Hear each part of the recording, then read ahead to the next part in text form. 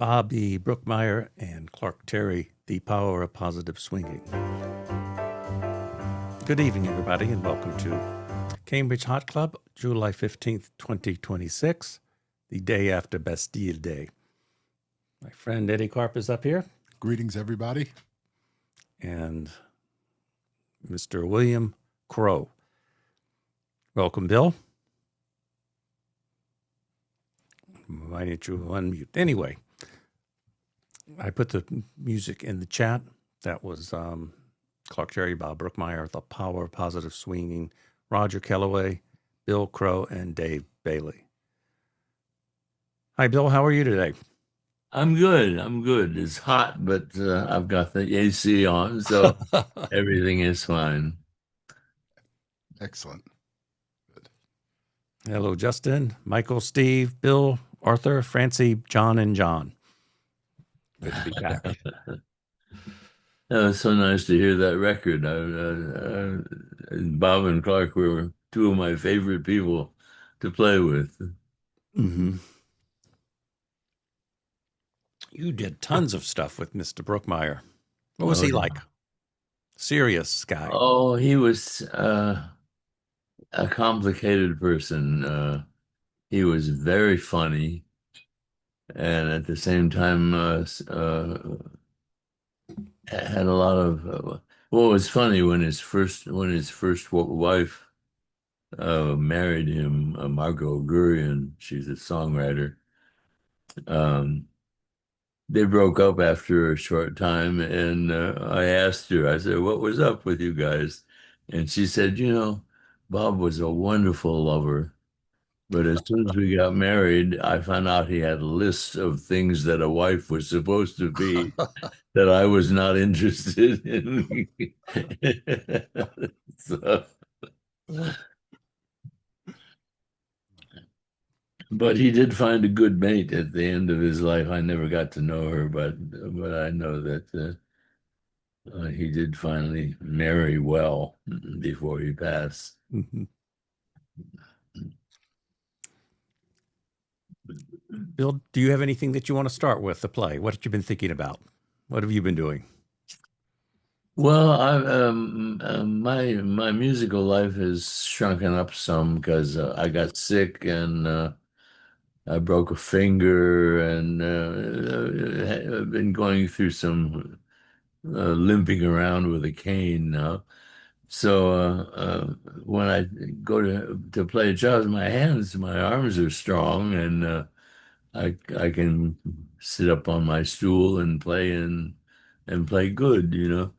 But getting the instrument to the places and I don't know, just the things that used to be ordinary problems with the bass are no longer. I had to sell my tubas because I couldn't lift them anymore. But I did get one record of Dick Sudhalter did an album called Happy Over Hoagie, and he gave me a tuba solo on that with Barbara Lee. So that is part of the record that I can play that instrument. But anyway, I have a steady Sunday at Smalls down in the village, and we start at 2 and play for an hour. Wonderful quartet: Steve Little on drums and Steve Ash on piano, and the leader is Ryo Sasaki. And we play for an hour, and then we invite people to sit in, and there's quite often some bass players that want to play. And so it's not a hard job at all, but it's very pleasant. And I get to meet a lot of young musicians, which is fun. And I've met a couple of older musicians who are also fun. There's a guitar player named Saul Rubin that I like very much.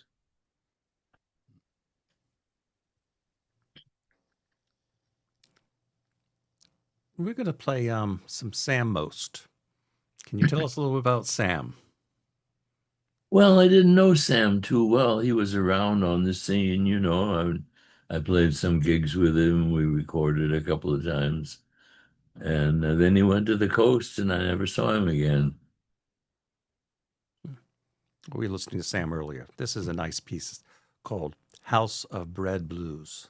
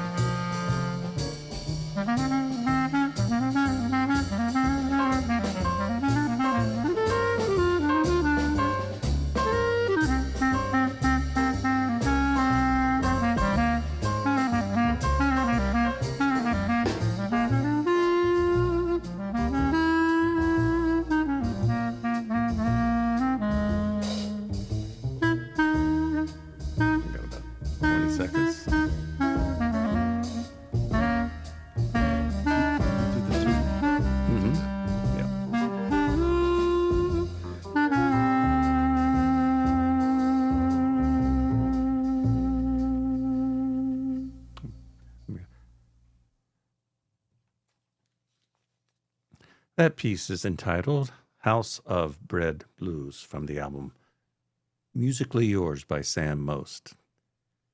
Bill Yeah. Crow on bass, of course. Big smile. You recall that? You sounded great.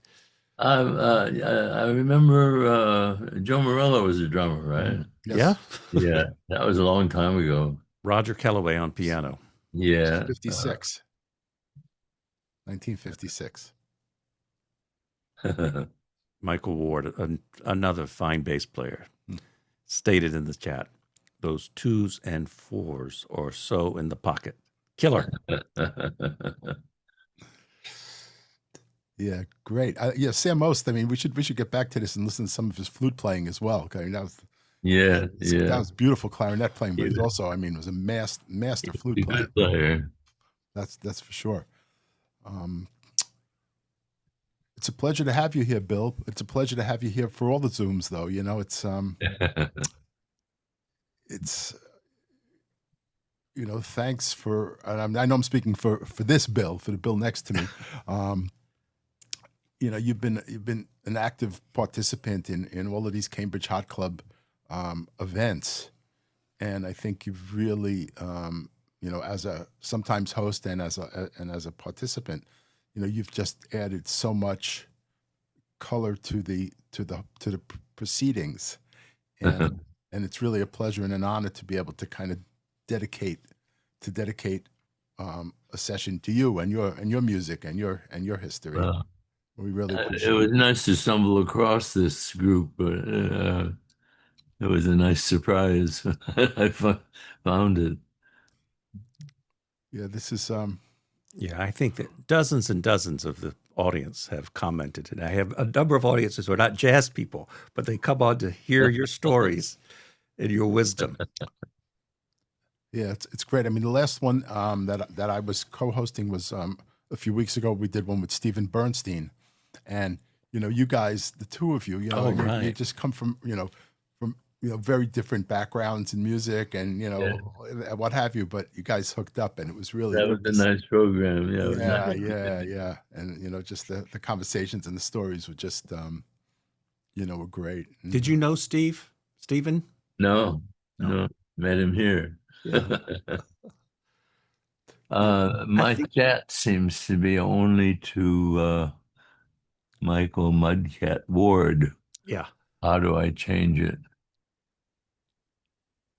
Oh, everyone? Is that it? Oh, Yeah, there it's it is. Yeah, everyone. yeah, Yeah. Okay. Okay. yeah. Yeah. As mentioned, Michael's a very fine bassist in the Boston area. Uh-huh. Gee, I haven't been to Boston for so long. That used to be on the regular circuit, you know. You'd play a week in Boston and a week in Baltimore and a week in Washington and a week in Pittsburgh, maybe, or Philadelphia, and once in a while up in Minnesota or someplace like that. But when I was with Terry Gibbs, that was all, we were just in a different town every week. Well, the traffic is still terrible. Yeah. Could rest Well, assured. Highways are better. I The highways remember are when better. my first trip to Boston was a gig with Stan Getz, and Jimmy Rainey and I went up there, and I remember the road after you get off the turnpike here, the road was 3 lanes, and the middle lane was in both directions. And it was scary. There was big trucks all of a sudden would pull out in that third lane, you know. Oh, yeah. Terry Gibbs is still around, isn't he? He's over Yes, he 100 years is. old. He's over 100. He still does. I haven't been able to catch any of his Saturday musings because he's on every Saturday afternoon. But I've gotten busy on Saturdays and haven't had time to check him out. But I did for a What few times. program are you referring to? I think it's on Facebook, Oh, okay. and he just shows up with a friend who engineers for him, you know, and And people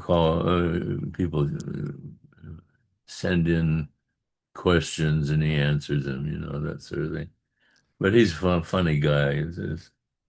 I remember during the pandemic when you spent a lot more time on you're not seeing people, but I started watching Jay Lenhart.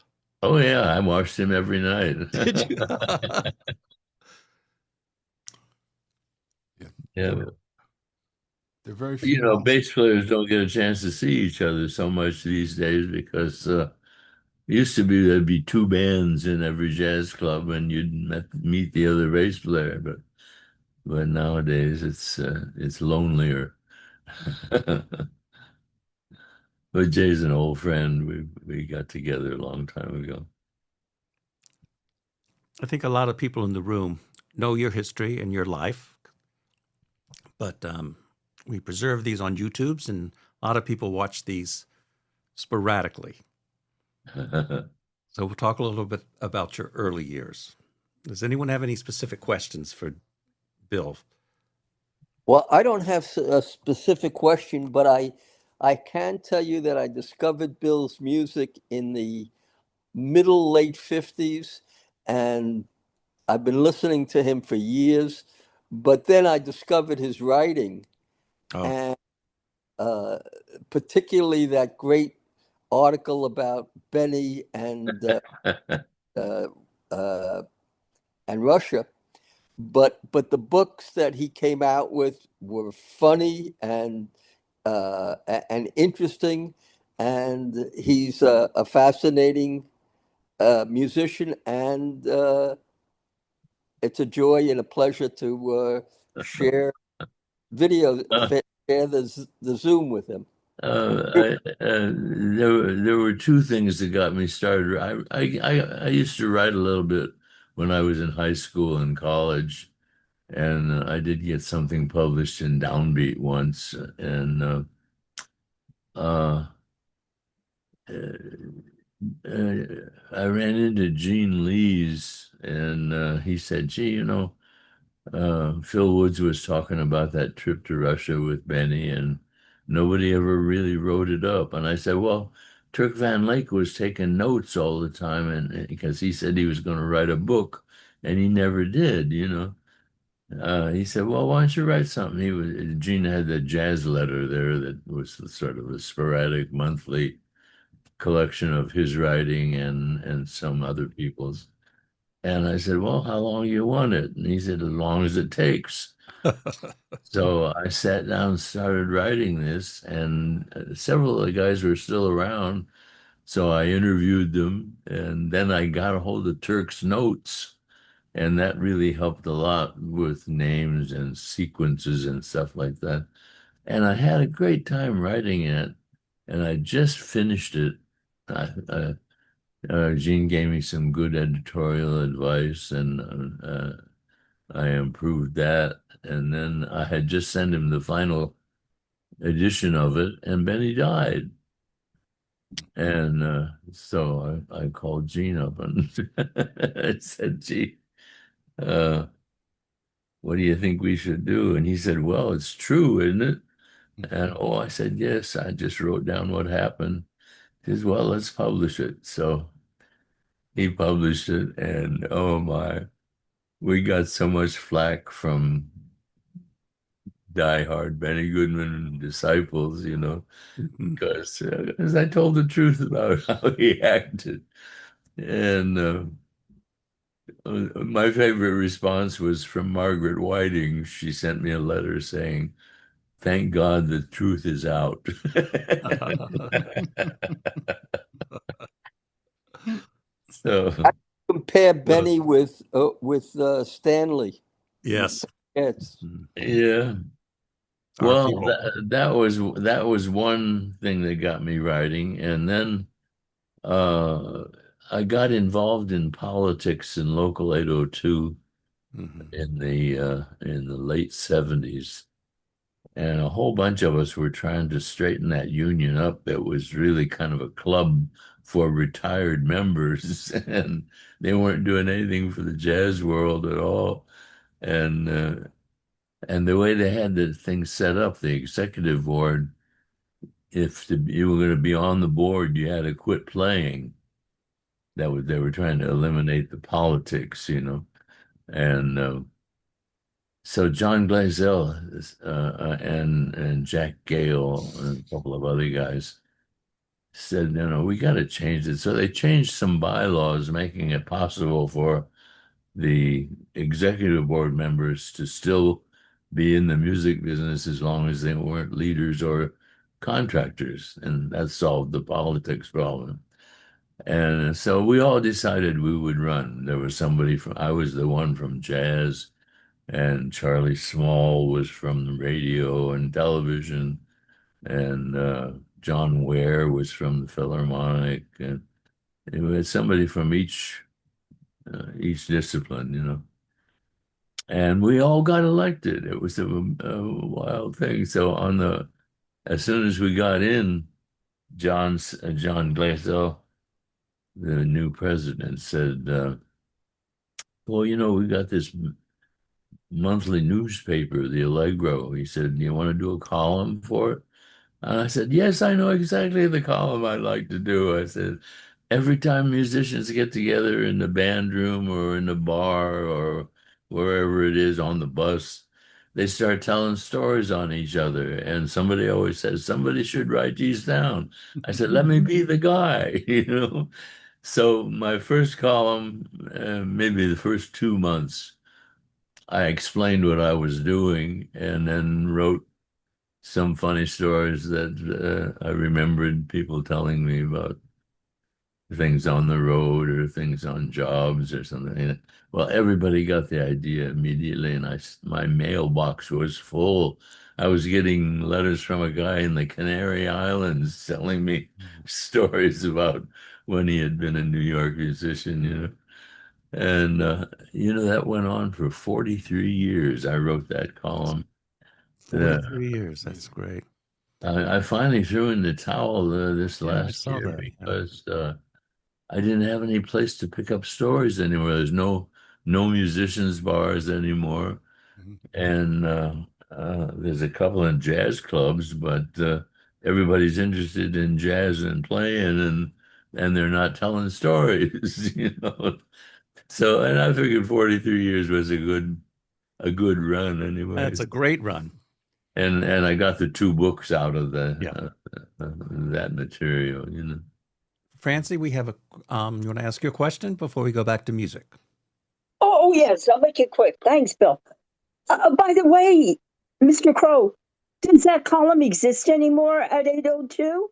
No, you can read the back issues, Right. 43 years of them. I don't know if they're all there, but Awesome. And you ended it what month exactly, please? I don't remember. Oh, no problem. And the name of it again was? The Band Room. The Band Room. Great. Yeah. And Mr. Crow, one other quick question. Have you ever played Jazz Vespers at St. Peter's Church, the so-called Jazz Church at 54th? I have back in the early days when John Gensel was the priest there. How wonderful. I think you're due back because they just celebrated their 61st anniversary. Yeah, well, somebody invited me to do that, but with my physical condition now, it's terrible to try to park in that neighborhood or. Well, Francie, arrange a driver. Should get a driver for you.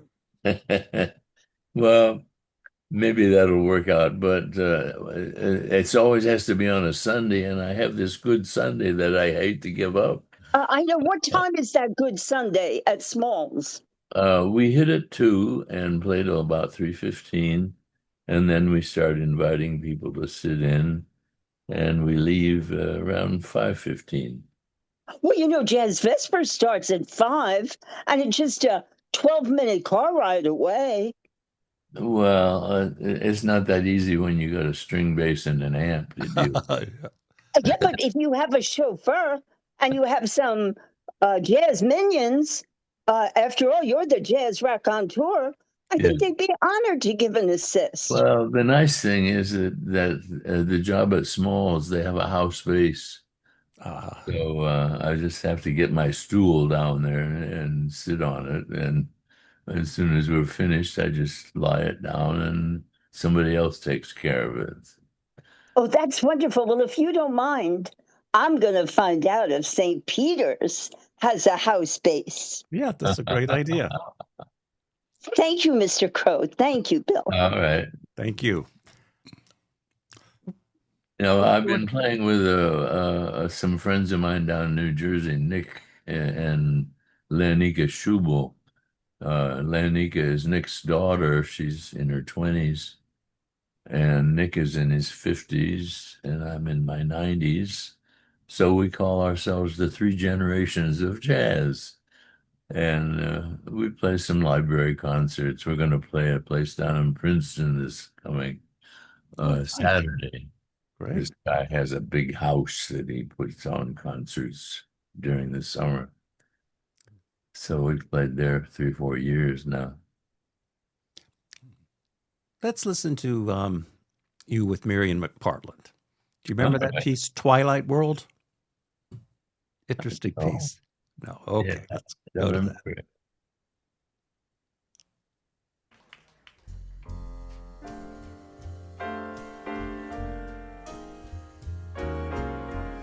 This is Marion's tune called Twilight World, and it's lyrics written by Johnny Mercer.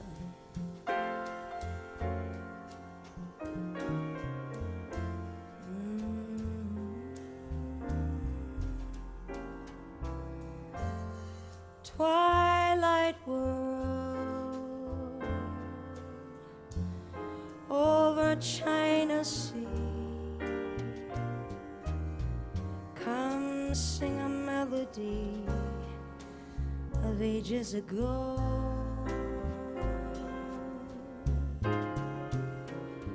In a twilight world, watching the sampans pass, I fill a frosty glass as lanterns burn low.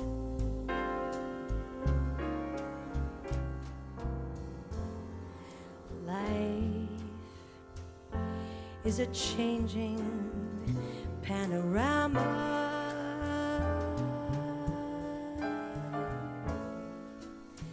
Love is a dancing butterfly.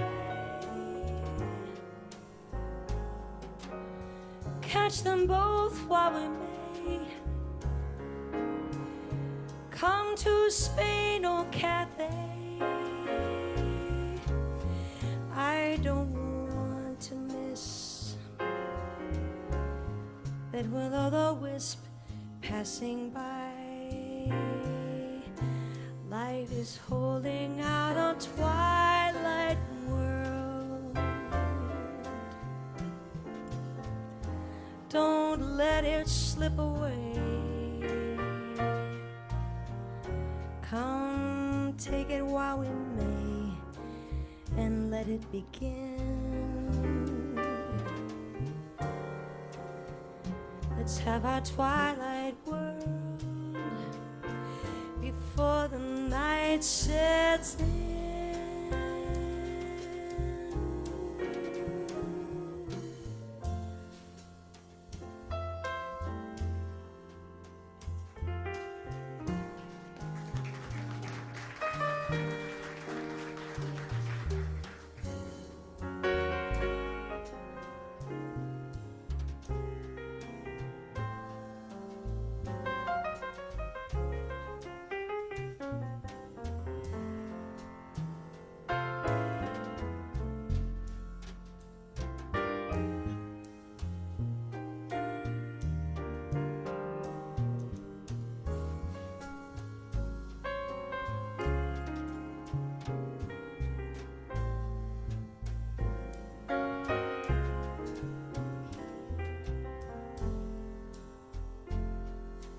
Life is a changing panorama.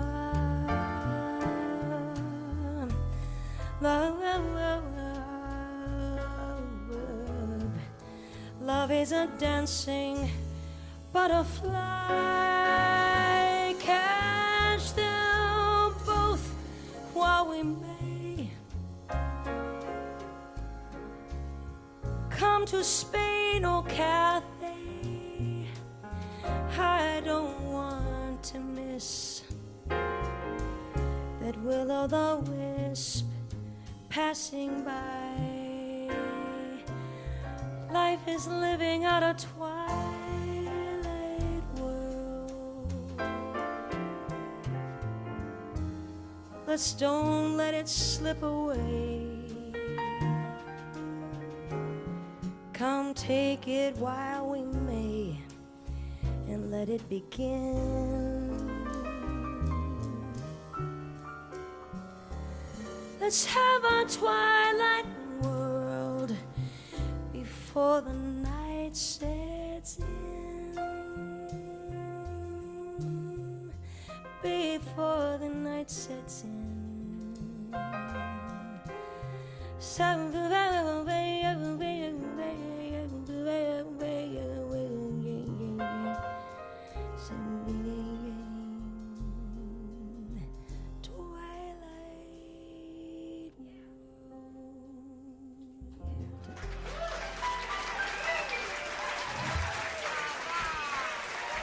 Karen Allison, ladies and gentlemen.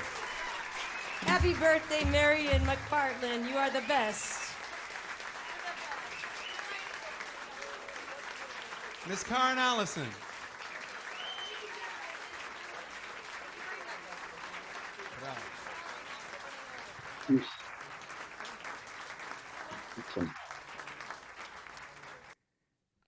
Marion McPartland, her 85th birthday. Glenn Davis on the drums, Bill Crow on bass, lyrics by Johnny Mercer. Nice. Yeah. Yeah, Marion was she helped me become a bass player.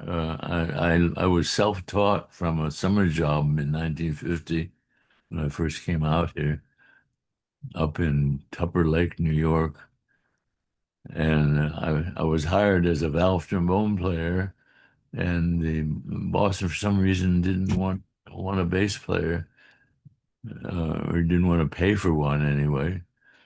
And so the drummer who had brought me out here got me the job, and then he went to the boss and said, you know, sounds good with the extra horn, doesn't it? And he said, yeah, that sounds nice.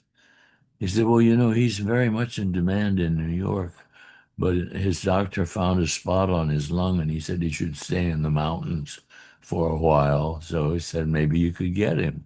Well, I don't know how much you believe that or not, but he hired me $30 a week in room and board, you know, and I said, wow, it's the best offer I'd had since I came out here, you know. So the second or third night that that I came down to play the job, there's a bass laying on the stand, and I said, "Oh, the boss finally break down and let you hire a bass player?" And he said, "No." He said, "I found this kid that only uses this during the school year, so I gave him $20 to rent it for the summer.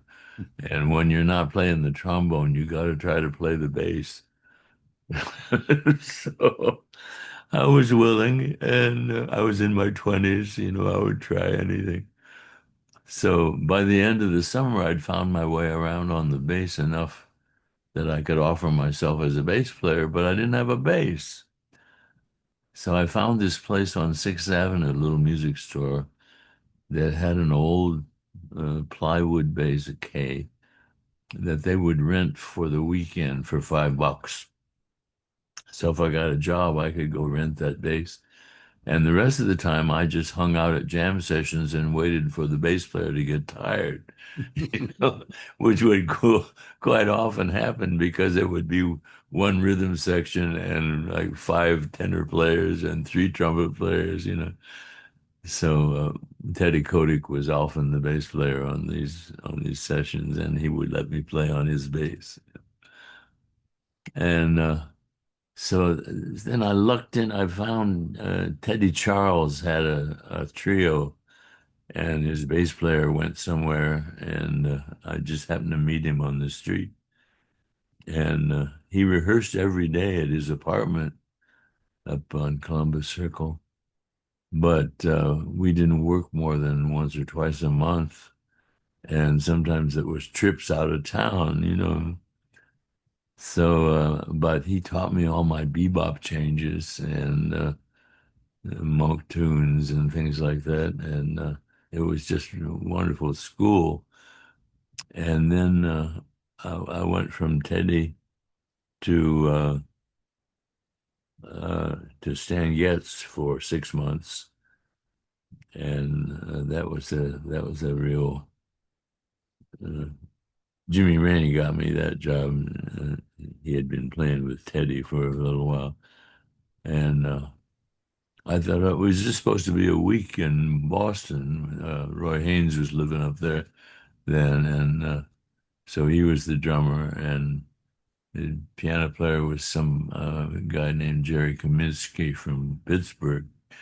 And so he told Stan called Jimmy Rainey and said, "Get a bass player and come on up," you know. So that was my piece of luck, and I was playing well enough to play that kind of music as long as they let me choose my own bass lines. I couldn't solo much, and I couldn't play up in the high register, but I didn't like the bass in the high register anyway. I liked the middle and lower register, and enjoyed playing that. But the very first tune of the first night with Stan, we started to play, and my D string broke. Mm. Now everybody was using gut strings in those days, and so I had a spare. But I saw that there was a bass under the piano that belonged to the house band. And I figured, oh, he won't mind. I can just quickly grab that bass. And I quickly grabbed it, and it was a left-handed bass. It was strung up in the opposite direction as mine. So I suffered through that one tune. I probably made more mistakes than if I just stayed with my bass. But that was the worst thing that happened to me with Stan. So how long were you playing bass when you started with Teddy Charles? I mean, it sounds like it was very. Oh, it was just less than a year. Wow. Less than a year. And uh, from Stan, I went with. He decided he wanted to go back with Teddy Kotick, who had been his bass player, and Teddy was playing with Claude Thornhill's band. So I just went and took that spot and went on the road for the summer of '53 for the doing one-nighters with Claude. I loved that band. I was a big fan of their band. I had heard the band when it was at its best when I was in the Army. Uh, he had full reed section and two French horns and a tuba, and uh, Billy Exner was the drummer, and oh, it was just a fantastic band. By the time I got on it, it was whittled down for a road band. We had five saxophones, but we only had three trumpets and one trombone and one French horn. But the whole mood of that band was set by Claude's excellent writing and also Gil Evans, of a real moody kind of warm sound that his piano would shine through. He had a beautiful touch on the piano. So I learned a Jerry lot. Mulligan playing, was he arranging at that time for the No, band? we had a couple of his arrangements, but he was not with the band at that time. Um, While we're talking about Teddy Charles, let's listen to the live record he did at Yale. You're on that. oh yeah, With Zoot Sims, Sam Motes, Dave McKenna, Jimmy Rainey, and Ed Shaughnessy. not a Oh, bad band. Not a no. bad band. Ed, of course. Let's start with Yale Blue.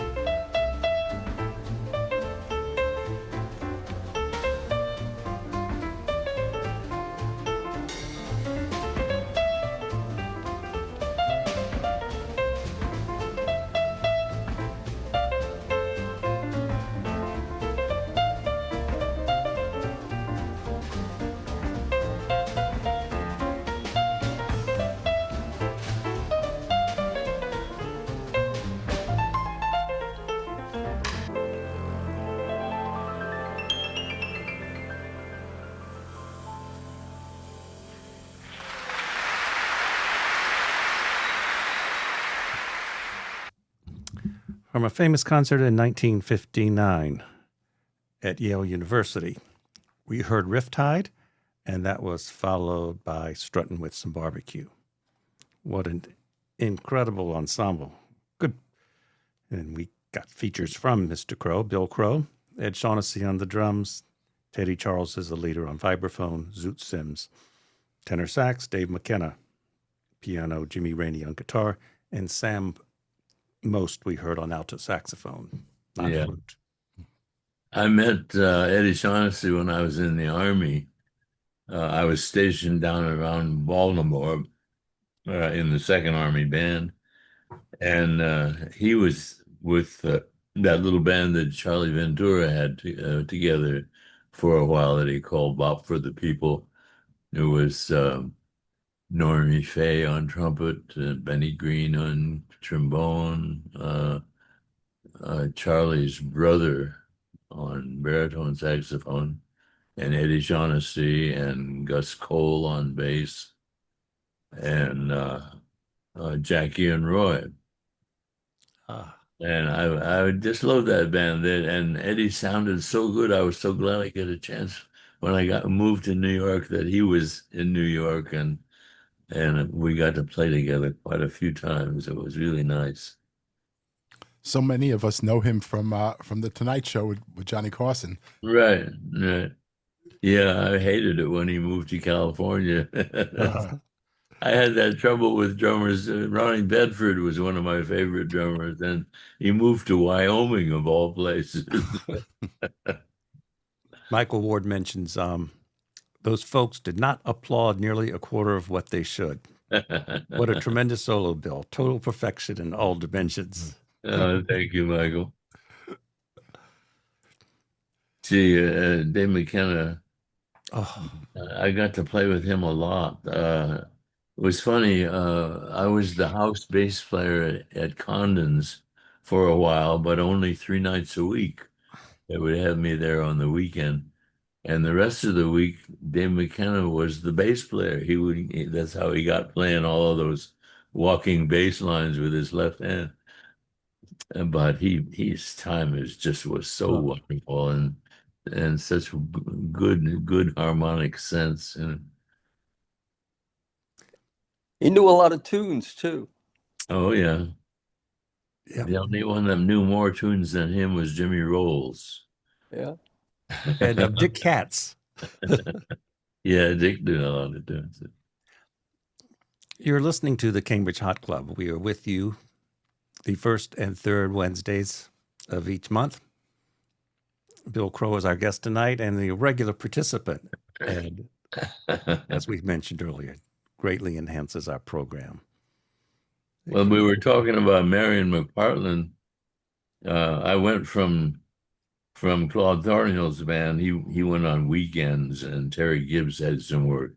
So I went with Terry for a while, and we went all around the circuit a couple of times. And then we did a concert that there were 2 other groups on the concert with us that I had never heard of before. One was Ahmad Jamal, and the other one was Marion McPartland. Her bass player was Vinnie Burke at the time.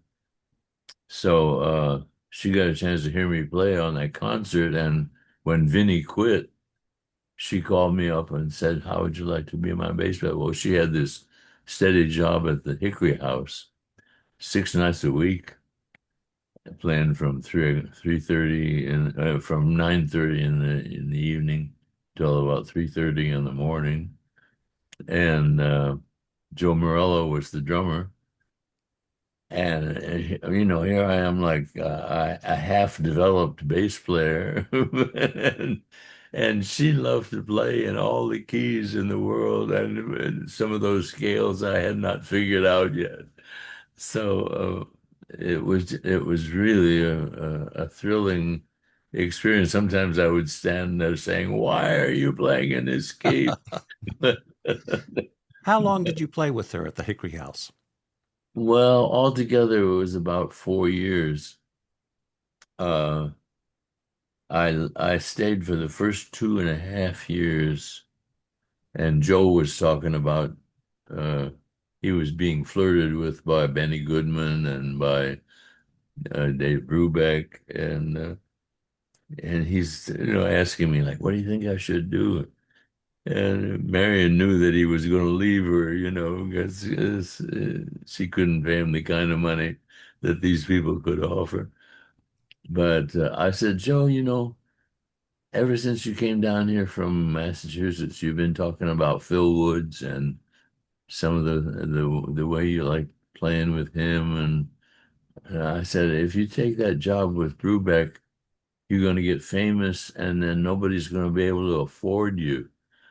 So I said, if you really want that other dream to come true, don't take the job. Well, I was wrong. He took the job. I think it worked out. Yeah. It worked out good. But uh, after that first 2.5 years with Marion at the Hickory House, I had become a much better bass player just by force. She put me through all the keys, especially on ballads. And then Jerry Mulligan, who had been in California uh, with this little quartet with Chet Baker, was on his way back to New York, and he'd put a sextet together with Idris Suleiman and Zoot Sims and Bob Brookmeyer and Dave Bailey and Peck Morrison. And Idris and Peck both were on their way to somebody else's band.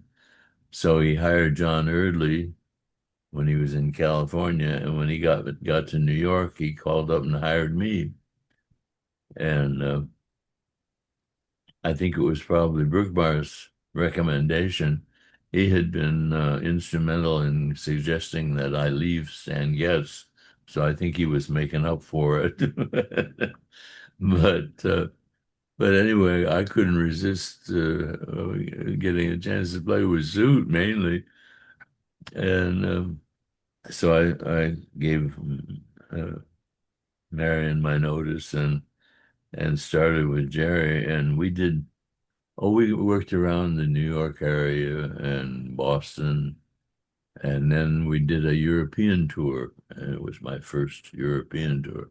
We went over on the Andrea Doria the year before it sank, and it was a beautiful ship. It was a beautiful trip. And we went to Italy and played all around the major cities there, and then took a bus to Paris, and we were on the bill at the Olympia Theater. It just says the jazz and the American Jazz Sextet. They also had a dog act and a comedy violin duo and a tap dancer and oh, they had the Nicholas brothers. They closed the first half of the show, and then the main person was Jacqueline Francois, who was from Montreal, but she sang in French, and we spent about a month doing that. And on the off nights, we'd go play in movie theaters in places like Roubaix and Lille and that kind of. And it was such a good band. I just love that band, man. We played a lot of Ellington stuff and a lot of Jerry's writing, a lot of Brookmeyer's writing. And then we came home, and Zoot had such a good time in Paris, he decided to stay there for a while. He didn't realize he didn't speak French, so he and once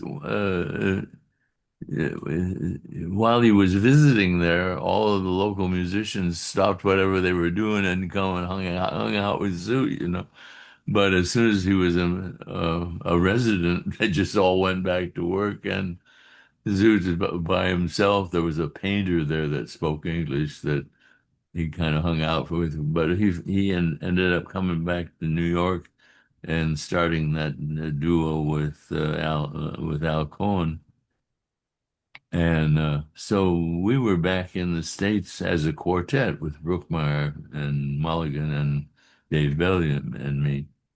And Oh, we played Boston, we played Storyville, and then I had a fight with Jerry and quit. And so Marion grabbed me, and I went back with her for another year. And then we we were supposed to take the summer off to do some traveling. There was a club in Columbus that she liked to play, and a club in Detroit. And so usually it was 2 weeks we would take off in the summer to do those gigs. But this was a hotel chain in Indiana that had picked up on her, so she'd added another month of out of town playing, hired a sub for the Hickory House, and then they sold this chain of hotels and they didn't want any music. So Marion said, "Well, I've already booked the Hickory House, with a sub. I can't go back on that, so I'll just go to Chicago and visit my relatives." So I came home, and that was the end of the Marion McPartland trio. But then right after that, oh, I started to fall in with Al Cohen a lot, and uh,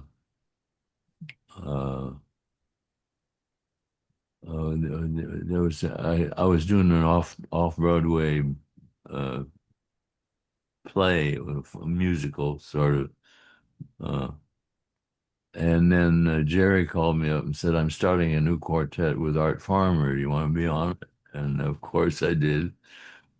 So there was about a year there with Art, and we did some European tours and recorded, and it just got better. Every night was a lesson. Well, we're That was my favorite Mulligan quartet with Art Farmer. Yeah, I really liked it. yeah, And well, see, Art was just coming out of being a trumpet player trying to sound like Dizzy Gillespie, really, because that's and he got a hold of George Russell's system, and he was one of the few guys that put it to good use. He found some new intervals and new scales, and it really changed his playing. I thought it was very interesting what he was doing. beautiful player.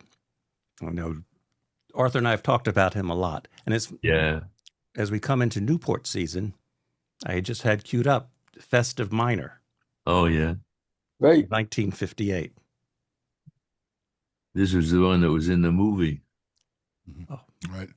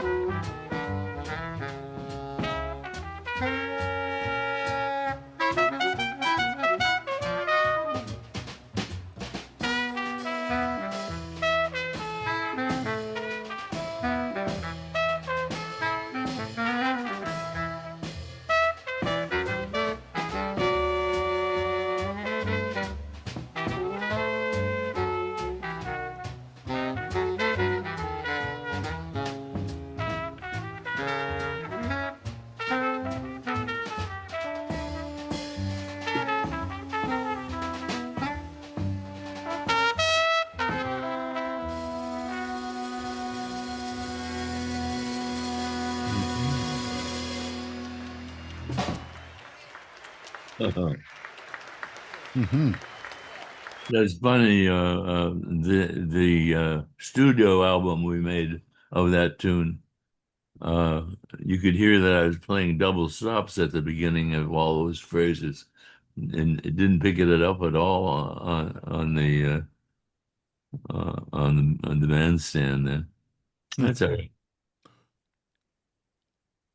Bill, what was this band without a piano, without a guitar player, without a chordal accompaniment instrument, has a very special sound to my ears. It's very open sound. You really kind of hear everything. I mean, what was that like for you to be to play in a band like this without piano? Oh, I enjoyed it. It was instead of relating to the chordal instruments, I was relating to Jerry mostly. He liked to play backgrounds, So on his choruses, I could just play with him, and on Art's choruses, I could try to find compatible harmonies with Jerry's backgrounds. If we stayed a tenth away from each other, it sounded like there were more notes than there were really in there. Mm-hmm. Did Jerry ever talk about why Yeah, his reason for a pianoless band at that point? Well, when he got the gig at the Hague there in California, and either there was no piano or it was a terrible piano, and he had his choice of being the only horn, uh, if he was hiring a quartet, and so he figured he'd rather have two horns and bass and drums and let the bass and drums figure that out. Interesting. Arthur has a question about what kind of guy was Al Cohn? Oh, wonderful, wonderful man. God, just thinking of him makes me so happy. Uh, he was a real composer as a player. His ideas were, Stan Getz used to say he stole a lot of his ideas from Al Cohn. But also he could write. His arrangements were wonderful. All those little seven-piece arrangements that he wrote for Jack Lewis, for that what they call it, uh, it was like the Kansas City Seven. Mm-hmm. They called it Workshop. the yeah, there was like Joe Newman and Frank Rehak and Al were the three horns, and then the standard studio uh, rhythm section are usually O.C. and Milt and Hank Jones. Um, And you played with Al's son. oh, Or a was that lot. another Cohn? Yeah, we recorded together. Yeah. When I got a chance to do an album of my own, I used him on the guitar because we'd been playing together with Carmen Legio. Yeah, we'll get to that, but let's stick with the Mulligan Quartet, the great album. What is there to say? Yeah. Any particular piece? Oh, that was a nice album, the whole album. I love Utter Chaos and My Funny Valentine. Okay. Two opposites. My Funny Valentine. Mulligan, art farmer Bill Crow. Dave Bailey. Baby.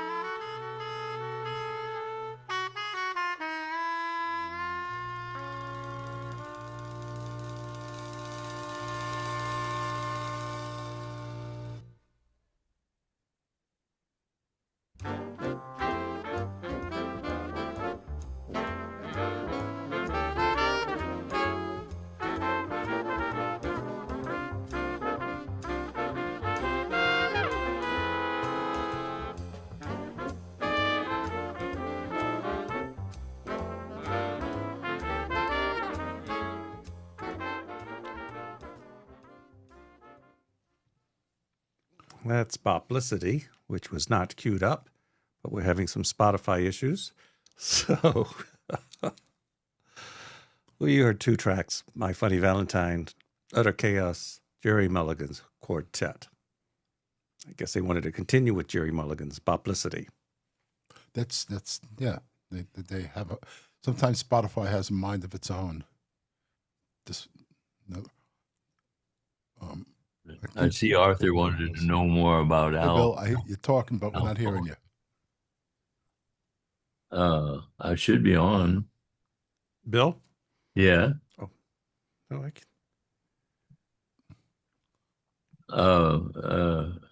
I just wanted to tell a couple of more things about What's Al happening? Cohen. He was a very witty person. Can you hear me? Yes. We were having problems with our stupid MP3. Not that unusual. Any questions I for hear anyone? him Bill, fine. yeah, we don't hear hear you. Bill fine. I don't even know what MT3 is. Are you guys hearing us? Shake, give us a head. Okay, Arthur. Yeah, I can hear you. Okay. Anyway, Doesn't look like Bill's Al muted, Cohen was so- a very witty guy, and he was quick. I'm having it's more a problem with the other screen, so I'm going to pull up. Let's see what happens. Just bear with us for a moment. Oh, okay. We will get this together.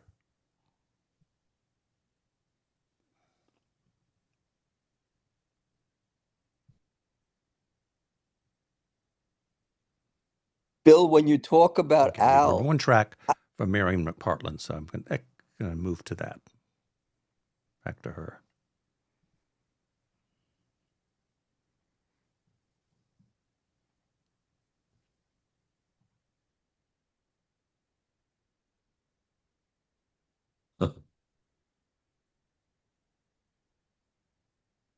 I see you talking, but I don't hear anything.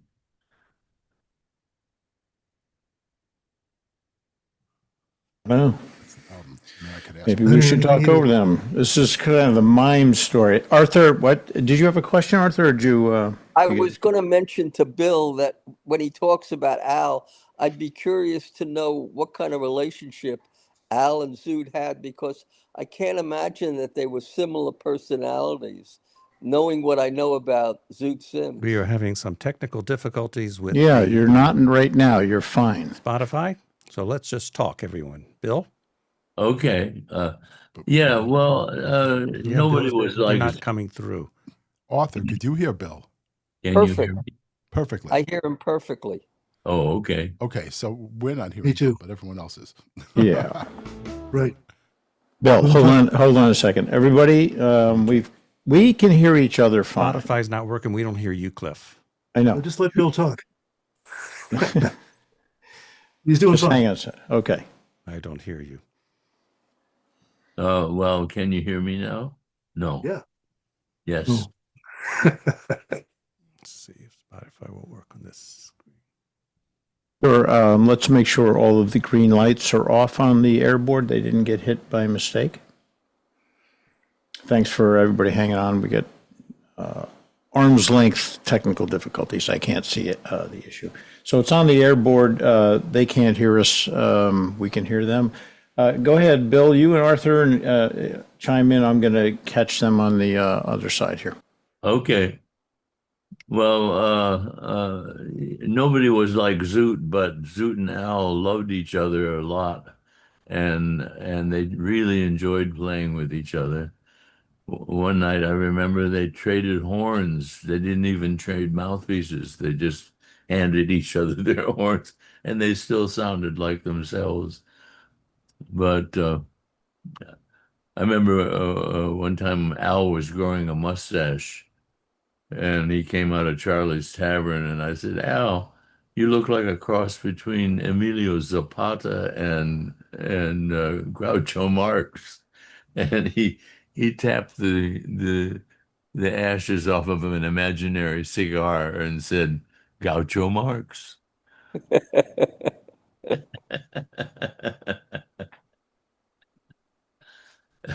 And one time, Zoot was very drunk and he was still playing when Al was packed up and on his way out the door. And he turns around and says to Zoot, Zoot, take off the red shoes. Was Al a drinker like Zoot? Yeah. They both had a thing at the half note there. They would order a double shot of bourbon or whatever it was they were drinking, scotch maybe. And Mike would just hold the thing up above his head and they would take it and drink it down and let go of the glass, and Mike would catch the glass without looking up, you know. It was a marvelous, marvelous thing. Yeah.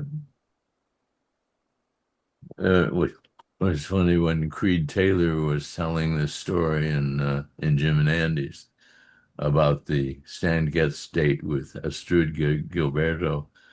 She was just along as Joao's interpreter, and somebody said, "Hey, this tune's got English lyrics. Who can we get to sing it?" And nobody said anything. And she volunteered. So she sang it. And when they got the take, they said, "Geez, it's wonderful, but it's much too long for the disc jockeys." So they cut out Joao's chorus in Portuguese, and it was just Stan and Astrud. So Taylor is telling this story in Jim and Andy's. He says, my phone rang this morning and the secretary said it was Stan. And I said, oh, I know what it is. Astrud wasn't on the contract. He wants to make sure that she's taken care of. No, he wanted to make sure it stayed the way it was, you know. And Al Cohen said, well, I'm glad to hear that success hasn't changed Stanley.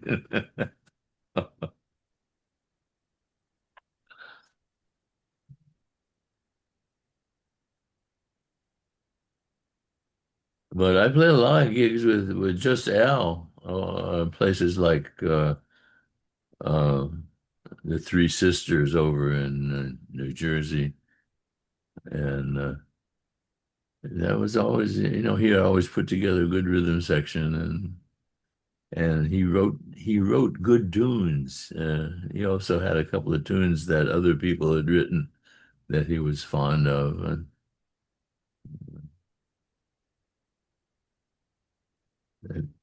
but those little 7-piece things that Jack Lewis was an A&R man that loved Al, and he tried to get him on every date he could, and he was the one that thought up that the Natural Seven, they call that group. Was it mostly on RCA? Yeah, well, the whole thing has been reissued by Jordi Pujol on Fresh Sound. So there's I think it's a double CD. There's all those, and Frank Rehak sounds so great on those, and Joe Newman. And when Joe Newman's not there, it's Nick Travis. So it's always a good band. Bill, I wanted to swing back for a second, please, to Art Farmer. Okay. And I knew Art's second wife. And even though their marriage was brief, she was an attorney, and he made her the executrix of his estate. Oh, So, yeah, and he was very generous. When he died in 1999, he gave her such a generous bequest uh, that she was also a singer in the jazz and the opera lanes. And so she booked Weil Hall and did a solo concert there, uh, thanks to Mr. Farmer. how about that? Well, you know, Yes. it's odd when uh, his son, I met his son when he was about 7 years old. I was in Vienna. And many years later, I got this phone call from him, George, uh, saying that Art was in the hospital up on the Upper East Side and that he was suffering from dementia. And he said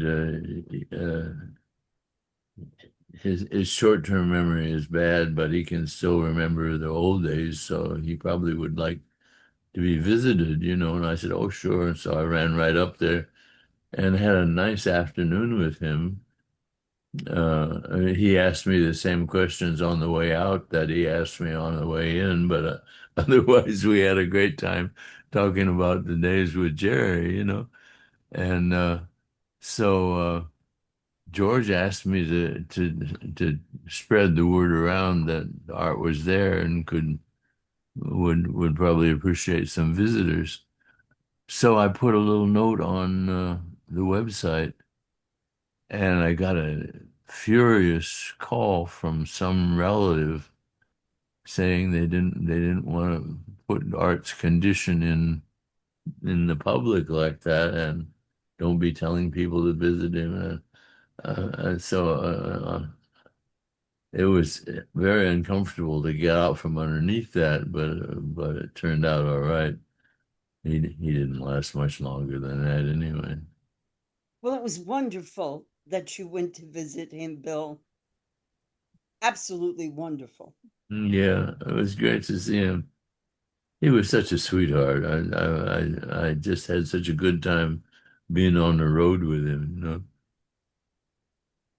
And interestingly enough, I'm sure you knew that his wife, who was the mother of the young man that you mentioned you had met in Vienna, she predeceased him, and then he would swing back and forth between Vienna and New York.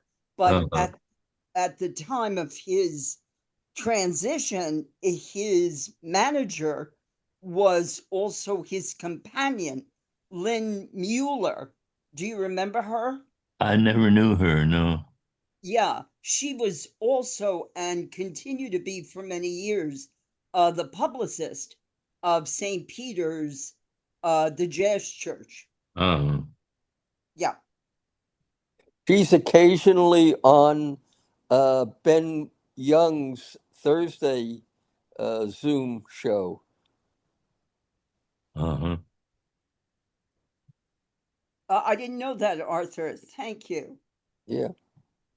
One time we were driving back from Philadelphia after a job, and we stopped in at the Howard Johnson's to get a cup of coffee, and nobody was at the counter, and we could see that there was the girl that was supposed to be there was back talking to the chef back in the kitchen, and there was a microphone there by the cash register. So Clark for uh, Art Farmer. Art went over to the microphone. I thought he was just going to say, "Could we have some service?" But he goes, "Well, it was early one Monday morning, and I was on my way to school." He was remembering his days with Joe Turner. Wow. In the late 50s, one of the first bands one of the first gigs that the Jazz Tet had, and they had McCoy Tyner on piano at that point, very Yeah, early at the there. Jazz Gallery. Yeah, and they introduced the band, and the trumpet player, who everybody assumed was Art, was actually his brother, his twin Oh, brother. Addison. Oh, Yeah. And, Yeah. and the bass player, who they assumed was Addison, was Art, and they switched instruments. It was very funny. Gene Lees asked Art one time, he says, he said, I know I have trouble telling the difference between you and Addison, but how do you tell the difference? And Art, with a real straight face, says, well, every morning when I wake up, I try to play the bass, and if I can't, I'm Art.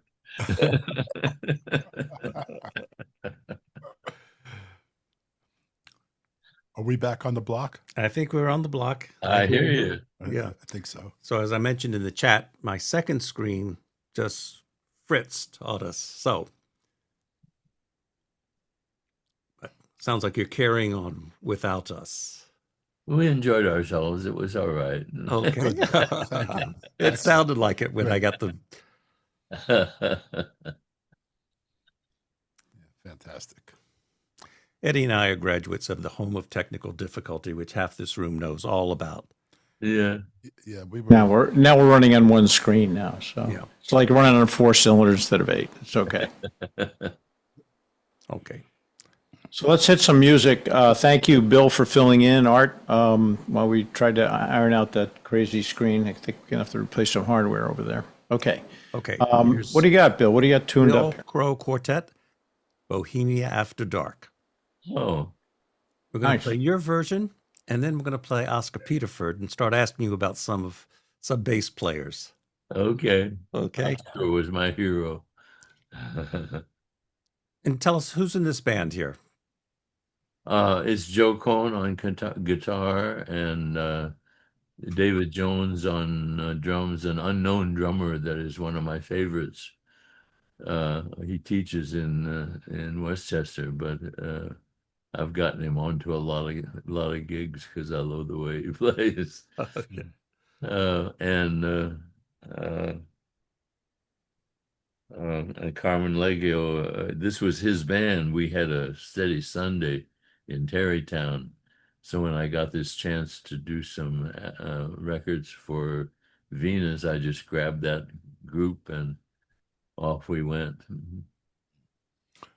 Just before we go on with the music, just a quick thing, Bill. Did you play at the Femios in Yonkers? Oh, sure. I was one of the first ones to play there. Oh, yeah. And suffered through playing with Al. Did you ever go there, Eddie? Oh yeah. Yeah. You know, I don't know what made me the think. time that I enjoyed playing there the most was when his chef quit and he had to go work in the kitchen and couldn't play the drums, and we played without drums for 2 sets, I guess it was. Yeah, for those of you who are not familiar, the Femios was a club and a restaurant on Tuckahoe Road in Yonkers, and it was run by a guy named Al DeFemio. And Al was, as far as I know, was a really good guy, and he was sort of a supporter of WKCR. He was, but it was like when he started that out, Carmen and I played there, and I can't remember who the piano player was, but he was all, welcome, and sit down, have something to eat, have anything you want. And then about 2 months later, we're booked back in there, and there's a musician's menu. No. He was a drummer, and he of sorts, and he would bring in musicians of the caliber of Bill Crow. I remember seeing Pepper Adams there, and all sorts of great people. But the deal was, he was the drummer. Yeah, he was he was the drummer. Overhead. So and he was, he was funny. He was like a muscular little guy, and he would start to play some kind of a fill or something, and he'd lock up he, his arms wouldn't work, you know. He'd have to stop and start over again. It was really odd. Anyway, it's just I don't know. Things jump into your head, and I just had this feeling. This guy has played at the Femios. I know Bill Cross absolutely played at the Femios. He would call us every show. Yeah. A lot of club owners did, to plug their stuff and invite us down. And I always felt bad I never went there, but the time I did not have a car, so I had the number one trade. Yeah. Didn't go to. I went a few times, and it was it was I mean, he always had good people there, you know. Oh yeah, great people, but he was the drummer. Okay, the Bill Crow Quartet.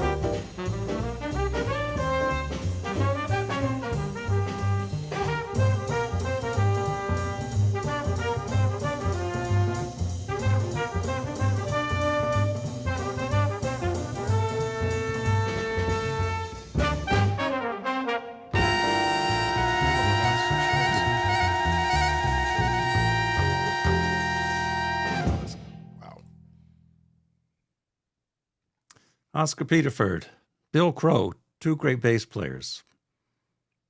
You said, Bill, Oscar was one of your favorites. Yeah, well, when I was just learning the bass, he was the man around New York. He was playing a lot, and I just followed him around like a puppy dog. It was just to see how he was doing everything, you know. He had a little band together for a while. It was about a six-piece band, I guess, at a place called Le Downbeat, which was not the one on 52nd Street. This was on 54th and 8th Avenue. And Barbara Carroll had the house trio there, and then they would have some kind of a draw. I worked there with Stan Getz early on, and there was another place on 46th Street called Snooki's that Oscar worked at a lot. What drew you to him? What about his playing Oh, he is it, the notes are all in tune, and the groove was always just un irresistible. Could we get the personnel of that last? Two trumpeters, Donald Byrd. and Ernie Royal. Gigi Grice on alto, Jerome Richardson on flute, was the flute soloist. Don Abney on piano, Oh, that's who that was. and O.C. O.C. Johnson. Johnson. on drums. Okay. Yeah, that was the band. It's funny. The only time I ever saw Oscar kind of missing out on the, he was always, I'm in charge, that kind of thing. And there was a girl that Dave Lambert was coaching. She was a stripper, but she wanted to become a singer. And so she had an apartment up in the 50s on the west side. And it was like open house there. She had a bar, and the liquor was flowing free. And she's rehearsing, but people would drop by, just to get a drink. So Oscar is in there soaking up the scotch, and there's the piano player that she's working with is this kid from Brooklyn, and he's doing his best to try to show her how to end tunes and how to follow the intro and that kind of thing. And she's got on this one tune, she's not sure how she wants to end it, and he's saying, well, how about this? And she'd say, well, no. And then Oscar would say, no, man, that ain't it. And and this goes on for about 2 hours. Finally, the kid turns around to Oscar and says, well, man, you've been sitting here all day telling me what it ain't. Will you please tell me what it is?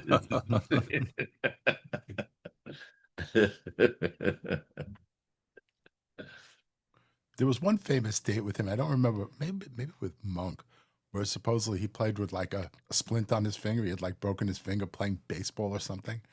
And Yeah, he was in an auto wreck in Europe with Hans Kohler, and uh, it seems to me I heard that there may have been a hairline crack in his skull that they didn't catch, and then that was what finally did him in. wow. But I know after the auto, I don't know how much healing up he had to do, but after the auto accident, Attila Zoller went to pick him up from the hospital and he took him right to a record studio, and they made this album, and he sounds great on it. Hadn't played for all the time he'd been in the hospital. But the last time I saw him, we were in Germany on a tour, and this one concert, he was in a band that was also on the concert. And so he's up in the dressing room, telling us stories and stuff. And I noticed that he had two fingers taped together on his right hand. And I said, Oscar, is that still left over from that auto accident? He says, oh, no, man. He said, I was at this people's house for a party last night, and I got to telling a story, and I threw my arm out and knocked over the bridge lamp and broke a finger.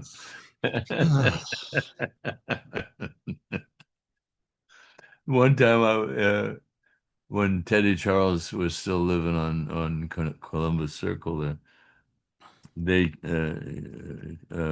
Pettiford and Mingus both came over, and they were both drunk. And Pettiford had a brand new leather overcoat. It was a beauty. It must have been $200-300, and they're all slapping each other on the back, and my man, and blah blah blah, and Mingus accidentally pulls a button off of Oscar's brand new overcoat, and Oscar wants to kill him. He's swinging and he can't. He's so loaded he can't make contact. But they're knocking things over, knocking books off the shelf. And Teddy throws him out. He says, "Get out of here, you guys!" And then we look out the window and we see they're standing on the street corner, taking haymaker swings at each other and missing by about this far. And neither of them are making any contact. It's very funny. Well, I think we've got our technical difficulties ironed out for now. Sorry about that. But thank you, Bill, for taking. You could be the host. You took over, did a splendid job. It's 9:00 and you're listening to the Cambridge Hot Club. And this is Bill Goldberg. And to my right, maybe your left, is Eddie Karp, a frequent co-host, visitor, very old friend from way back when. You have matching headphones. They're the same. They're different, but they're sures. So next week we approach Johnny Hodges' birthday, and Bobby Tynes, very fine person, alto saxophonist, educator, principal of schools, and he's been on. We did a program last year on Senior Moment. Anyway, it's Marshall Royal. Oh. And the week after that is the 60th anniversary of the passing of Bud Powell. Uh-huh. And his son, Earl Powell, and Eddie will be on the Zoom when we listen to some Bud Powell, among other stuff. It's funny. Somebody posted a picture on Facebook recently of several of the guys from the Duke Ellington's band. And Johnny Hodges is sitting there with kind of a half smile on his face. And I put a little note there, like Hodges almost smiling. And there's a note the next day from Scott Hamilton, almost. Yeah. Mr. Hodges was born 2 blocks from where we're sitting right now. Wow. So, did city of I Cambridge. ever tell you my Johnny Hodges story with Ben Webster? No. Oh, God. Duke was playing at Birdland, and Paul Gonsalves was the tenor player. And he looks over and he sees Ben Webster sitting at the bar. And so he beckons, "Oh, come on, play, And Hodges is sitting there like this. And Ben comes up and sits down, takes Paul's horn. And Duke says, "Well, Ben, what would you like to play?" And he says, "Oh, Prelude to a Kiss." All right, so they play it, and they play it beautifully.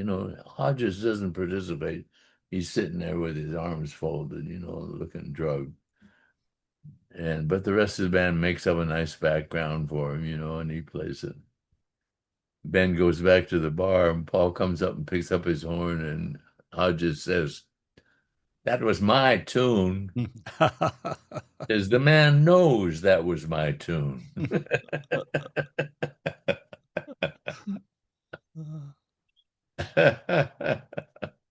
You did one record with Ben Webster, I believe, that I more with Clark Terry. Oh.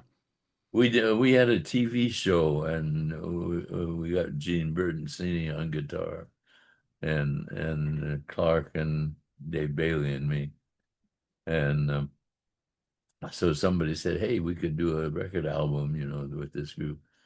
So we went out to Bayside. There was a big recording studio out near where Clark lived at the time, and we had breakfast at Clark's house, and then Ben put his feet up and went to sleep. And we did, and Roger Calloway had run through this whole stack of sheet music that they gave us, and we picked out tunes that we could play on, and we talked over the intros and the endings, and then we wake Ben up, and everybody's afraid to wake Ben up because he's known to come up swinging when he wakes up, and so we finally got him, from a distance. Ben, it's time to go. So he wakes up and he comes over and he played the whole date. as though he had been at the rehearsal.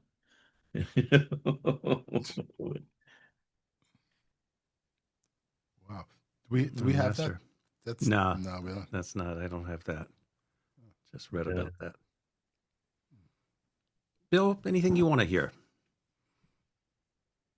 With you, without you, other bass players?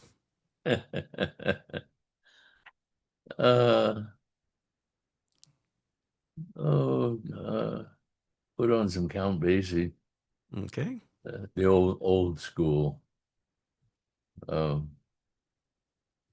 Jumping into Woodside. That's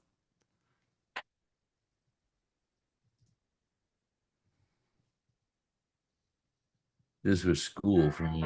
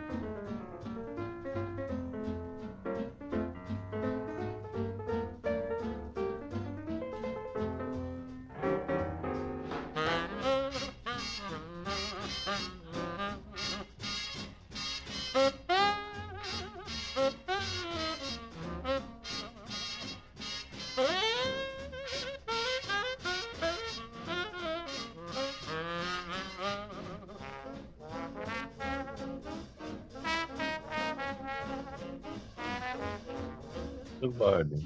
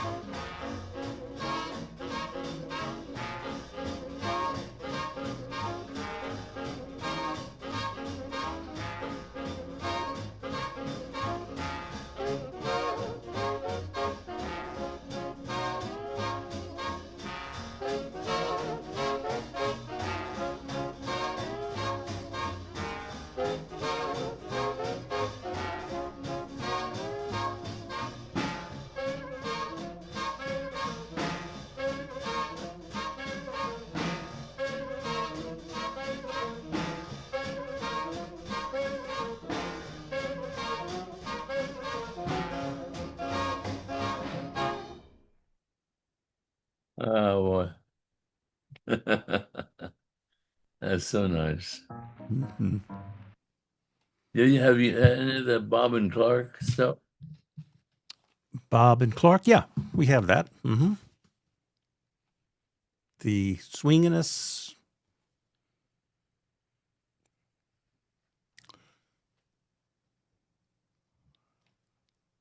Okay. I'm looking for something. You're looking for something. Oh, okay, okay. I was getting hand signals here that of an unspecified variety. That means go get me a beer. That's that's actually a wonderful thought. You have to drive somewhere. I think at this point water would be fine, but but beer does sound kind of nice. Yeah.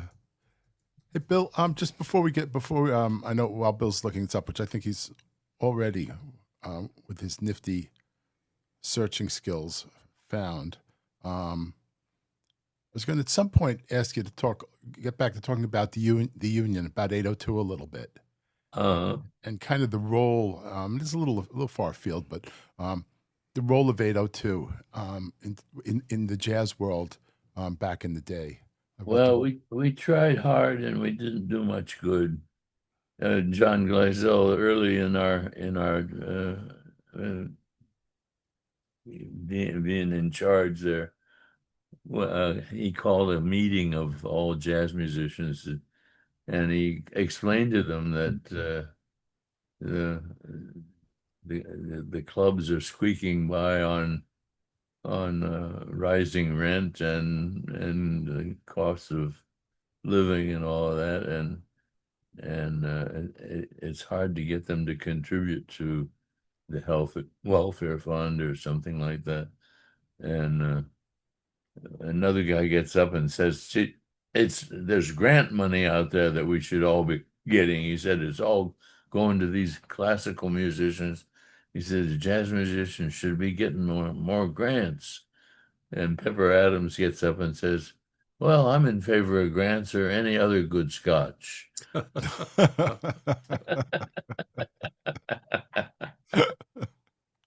Okay. Oh man. Okay. I pulled up the power of positive swinging. Clark Terry's a funny man.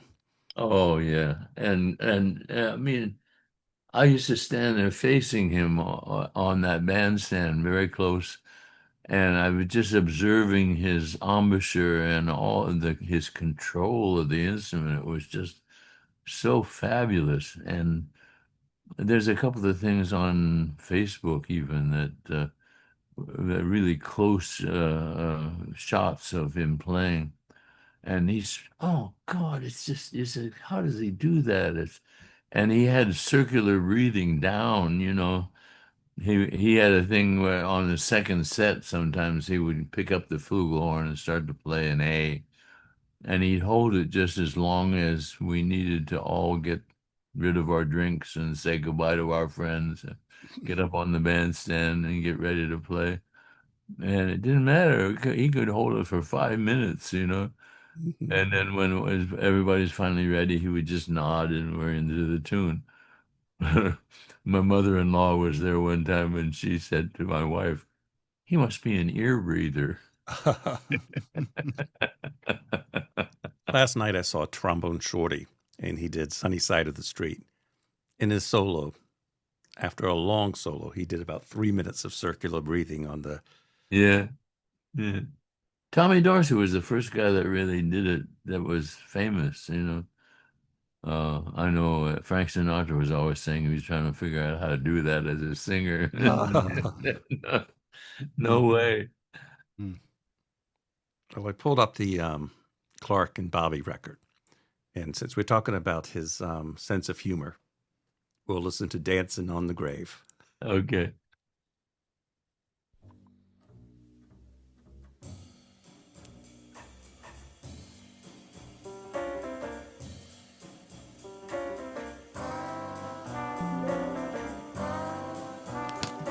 Some more water. Water? Sure. This is a short track. Oops.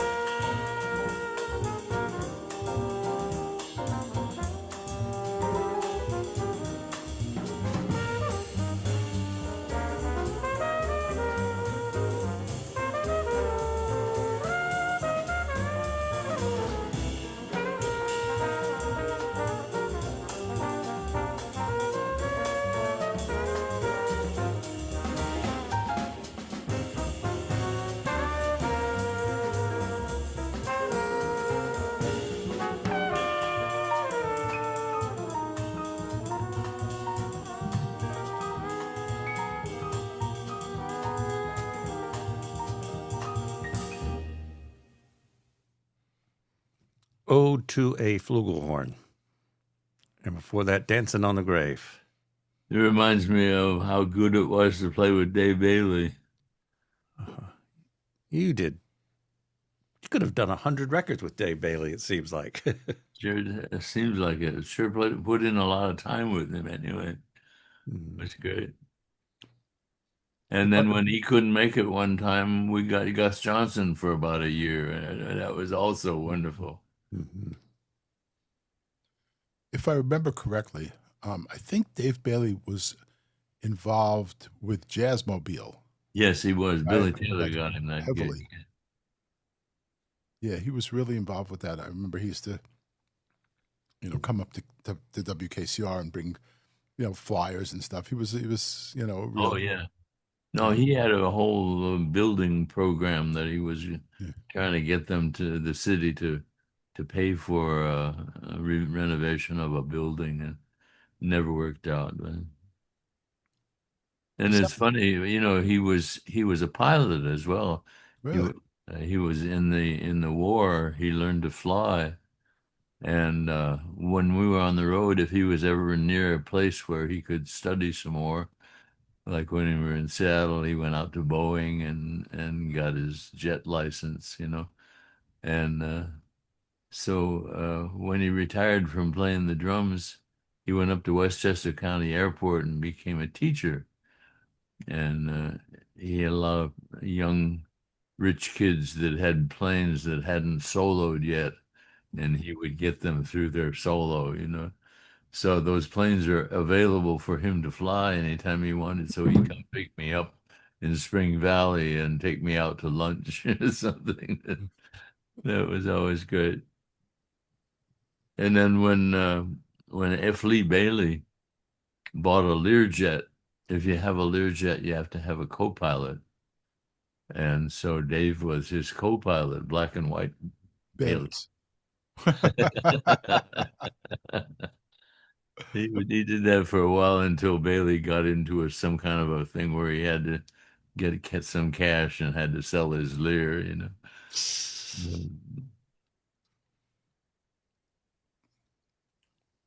One of Jerry Mulligan's most famous pieces is a sextet with night lights. I love that record. It's really, the whole record is nice. Yeah. Jim Hall's on that. Yeah. And Art Farmer's on it too, right? Uh-huh. Night lights.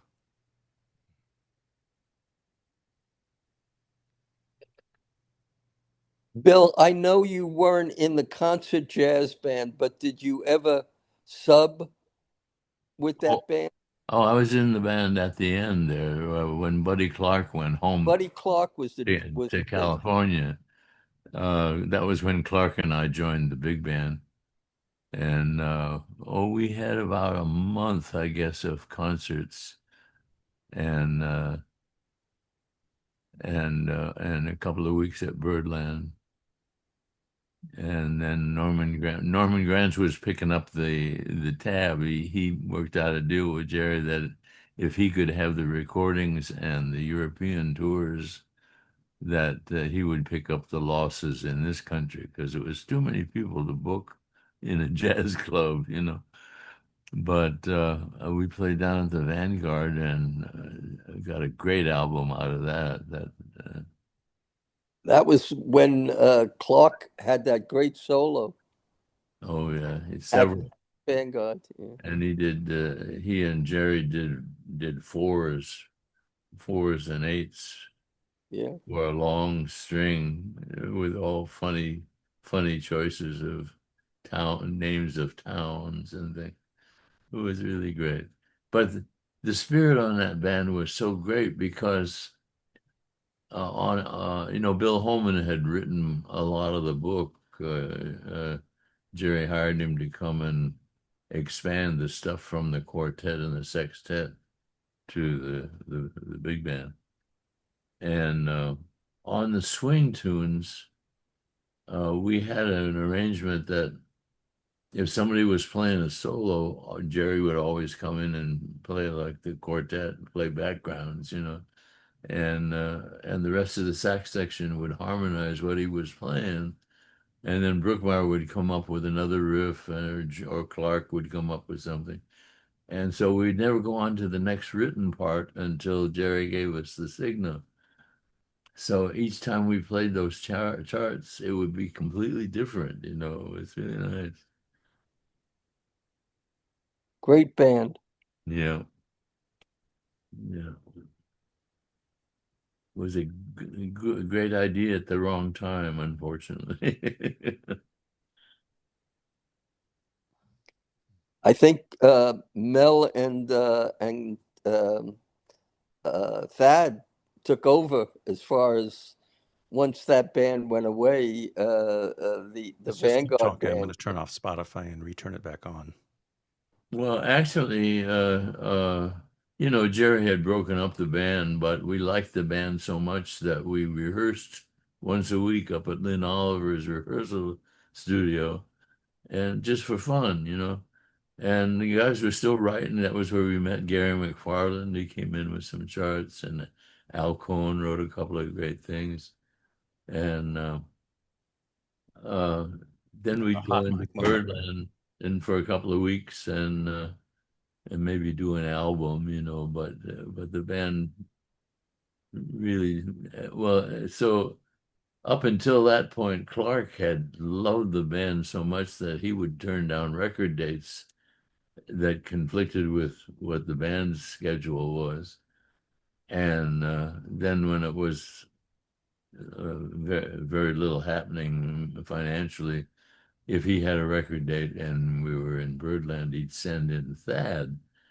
And that was how we got to know Thad. And he and Mel right away, he brought in a couple of charts, and Mel right away said, oh, we should be able to start a band down at the Vanguard. And that's how they did that. Lady Chatterley's mother. Yeah. Actually, Al's title was Mother's Day, but that was Jerry changed it. He loved funny titles like that. Let's move to Night Lights.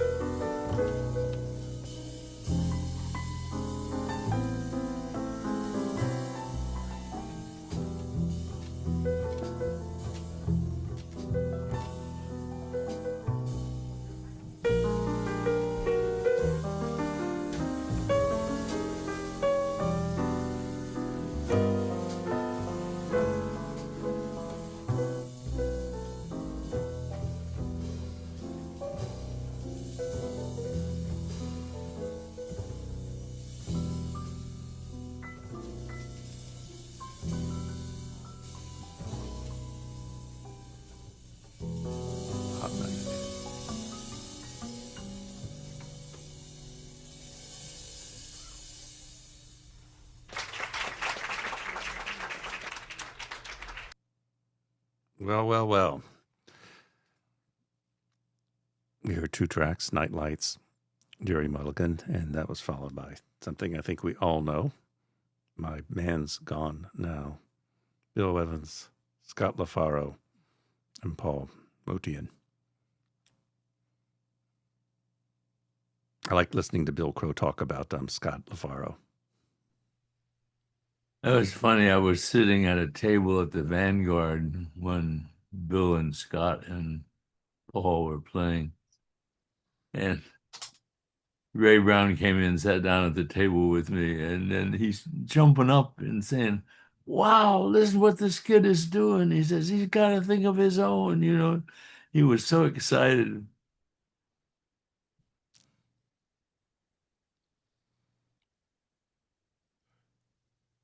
He did. I mean, in the time between when you first really started playing, like, yeah, I mean, Scott kind of, I guess, revolutionized the instrument. But were there others, or like, how did he revolutionize it? What did he do that was different Well, than what happened before? it happened because of Bill.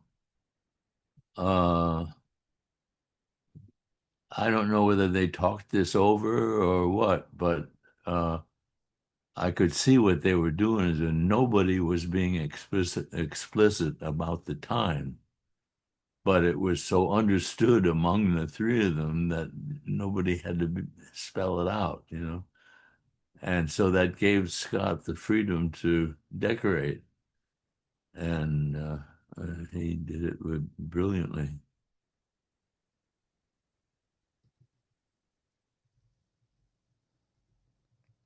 Any questions or comments? But, you know, Red Mitchell had been working on that sort of thing for a long time before that. Actually, his doctor told him to stay out of nightclubs for a while because of his lungs. And so he was doing most of his playing over at Billy Trillia's house. And since it was just piano and bass in a living room, he could play very softly and you could hear what he was doing. And he got a thing of, he would pluck a note in and finger 3 or 4 with his left hand before he plucked another one, you know. And when he finally came back out and started playing in Birdland again, you couldn't hear him. It was terrible. But it was at a time when they had just discovered good pickups for basses and invented them, you know. And so when he was amplified, then all of a sudden you could hear all this wonderful stuff that he was doing.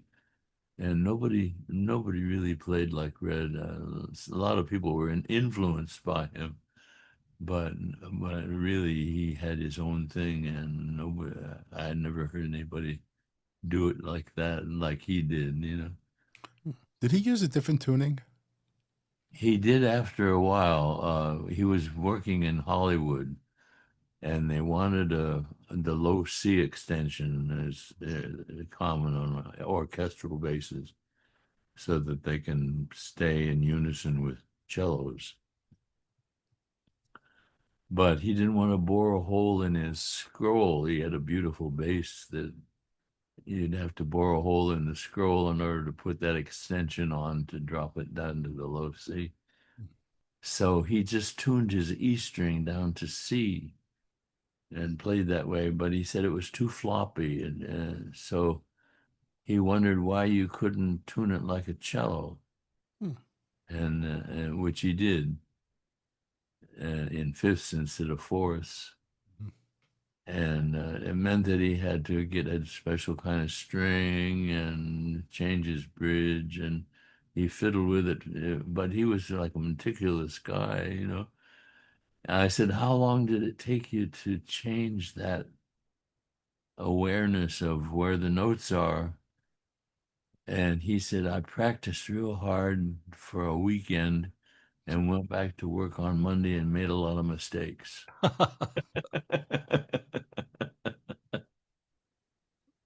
Let's take a listen to Red Mitchell.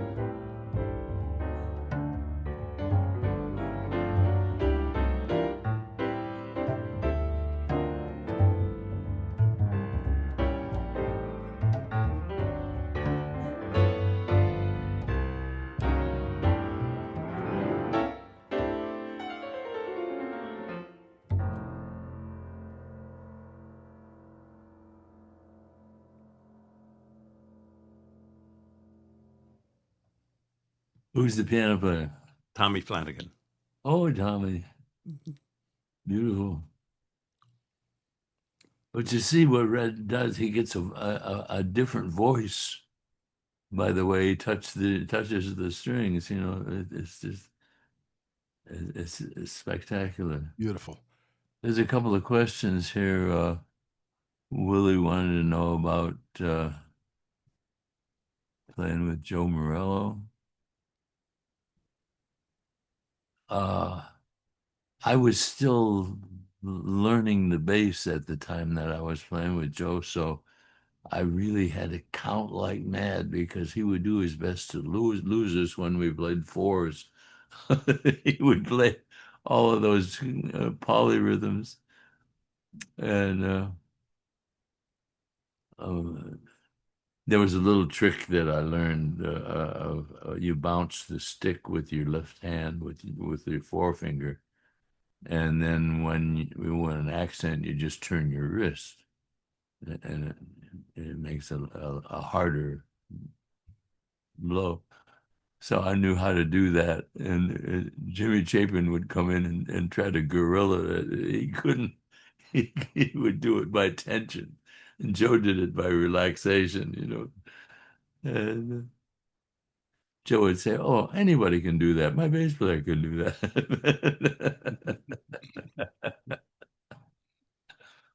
But this other question, uh,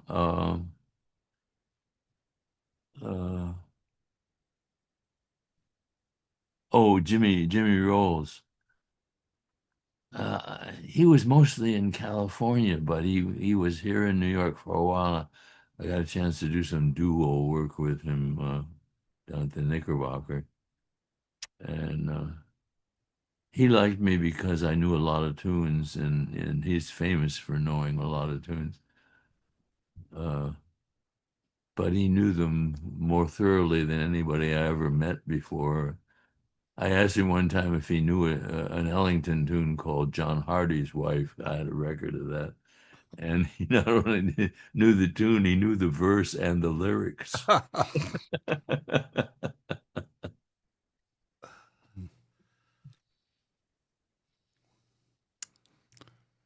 Bill, we can't let you go without asking about Bird and about hearing Bird live and what have you.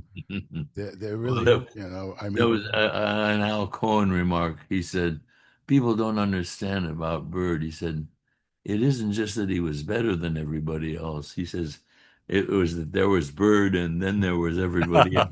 You know? But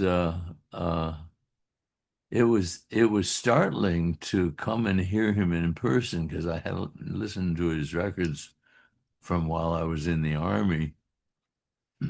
And I started out as a Louis Armstrong freak, and this was the the second coming for me.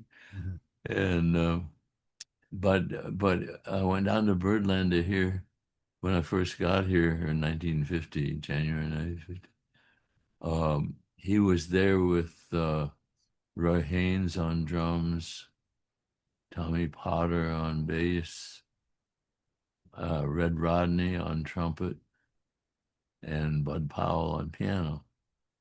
And then the house band was all guys that had recorded with him. So it was like Max Roach, Curly Russell, Al Haig, Miles, and sometimes Sonny Stitt with the house band. And the thing was, on a record, he would play 3 or 4 choruses of improvisation after he played the tune. But in the club, he'd play 10 choruses or 12 choruses. And the logic of the composition throughout all of that, it was never just blowing in the horn and wiggling your fingers. You know, he was a composer. I remember hearing a tape that Buddy Jones had of him at a session where he's improvising on this tune and standard, and he thinks of a figure that fits the first four bars perfectly, and then the second four bars he has to shoehorn it a little bit, but he makes it work and he figures out how to get it in there. Then he plays the bridge and he comes out of the bridge and he looks like he's going to try something else out of that same mode. And then he stops himself about three beats into the thing and goes on and plays something else. Now, every chorus, every time he comes to that spot, you see him tinkering around with those notes before he goes on and plays something else. He's like keeping track of the composition, you know. Oh God. It was just we were up there was a trumpet player named Neil Friel that had an apartment across from Birdland, and we were all up there smoking some pot, and there was a music stand over on the side that had an exercise book that Neil had found in France, and it had a whole lot of curly cues in it, and Bird was just standing there looking at it and turning the page and looking at it. And then we went over to hear him play, and he's using all of these ideas in his solos, you know, just from looking at the music.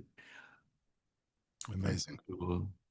Did you have the opportunity to well, what opportunities did you have to interact with him personally? Did you have Well, he was a good friend of my first good friend in New York was Dave Lambert.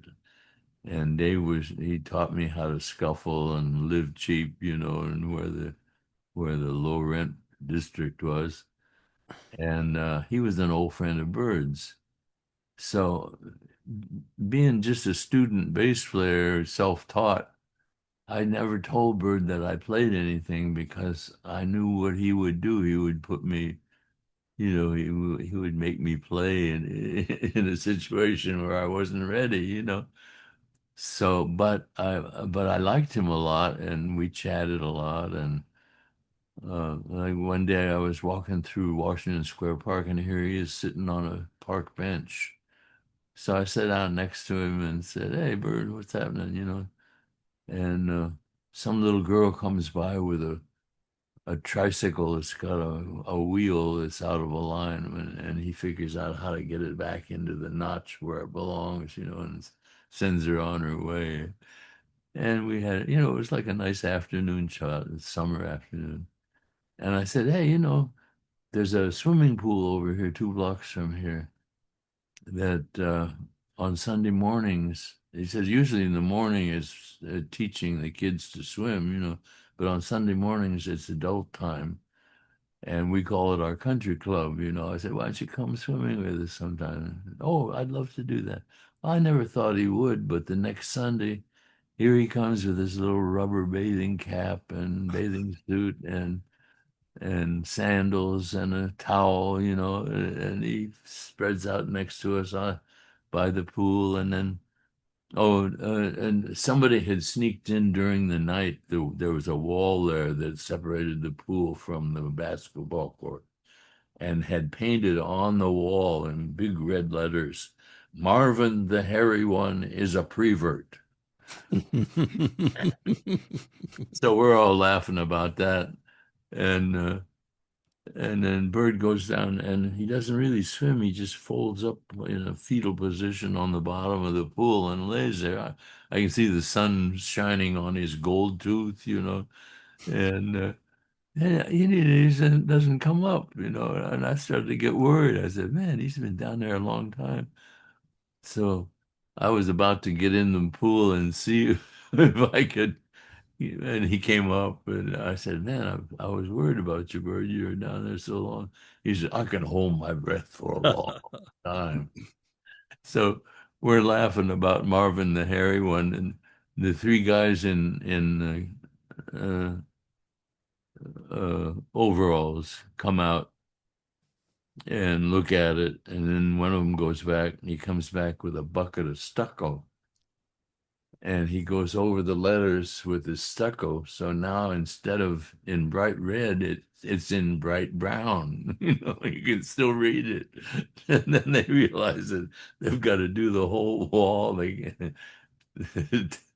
So every time I would see Bert after that, I would say Marvin the Hairy One. Well, speaking of Bert,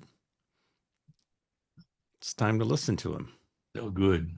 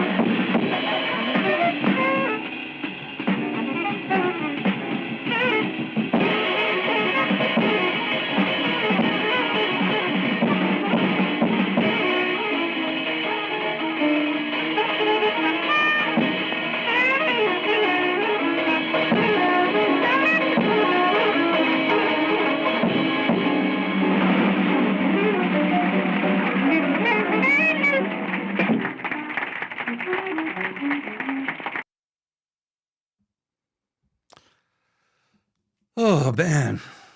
Incredible. And those guys played like that all night long. How long? Well, but the sets were did the sets go on for more than 45 minutes or an hour, or? No, more like 40 minutes, 40 and 20, that kind of thing. They always had two bands, you know. And how many sets could Bird do?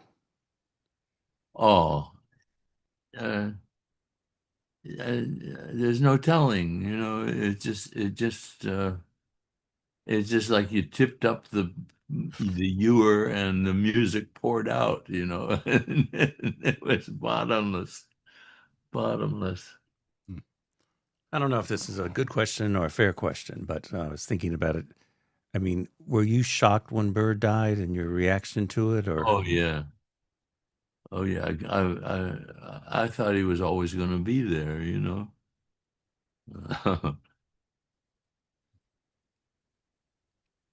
I was listening to Jimi Hendrix, I think you can compare them in ways. Yeah. But that he lived 27 years. That's it. Yeah. Incredible. Amazing. I mean, that band on that Dizzy Atmosphere, that has to be one of the greatest bands ever put on a bandstand. Fats Navarro, who didn't live much longer beyond this date, and Right. Bud and Art Blakey on drums, Curly Russell. That's Yeah. Bird, Yeah. 1950. That's the year I got here. Mm-hmm. You might have been at that set. You're lucky.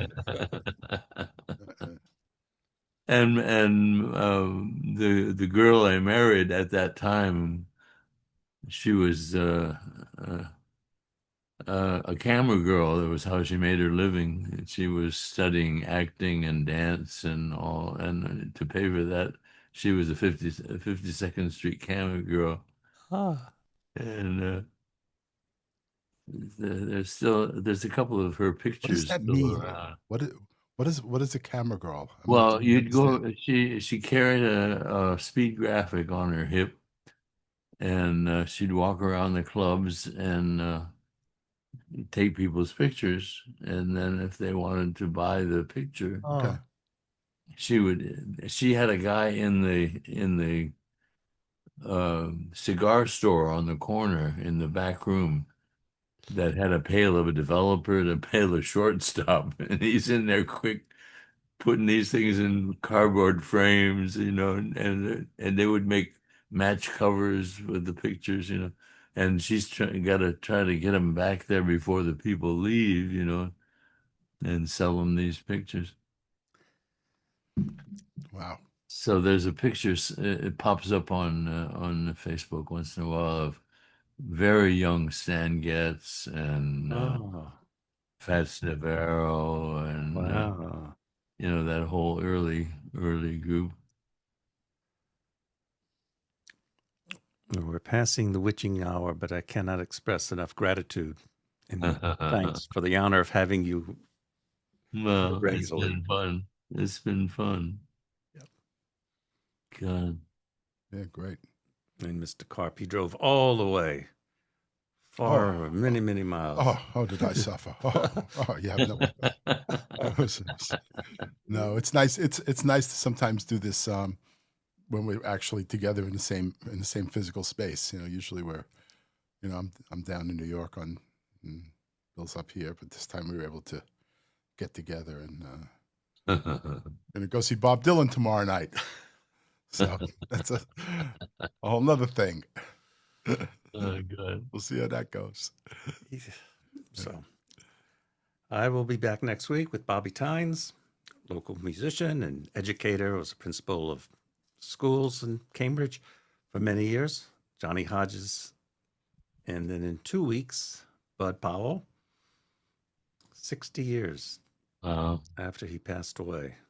Wow. God, let me give you one more story about Bud. After they finished their set, Bird's band gets off the bandstand, and the other guys get up there to play, and Al Haig comes over, and I see that I'm sitting next to Art Tatum in the peanut gallery. He's been digging Bud, you know. So Al says, "Would you like to sit in?" And Art says, "Yes, I would."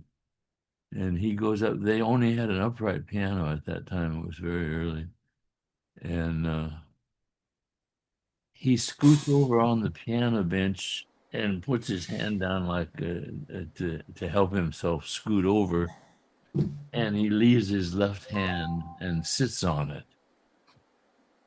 And he played the whole set with just his right hand. Now, I don't know whether he's commenting on Bud's playing or whether he's reminding himself not to play stride Stop because it.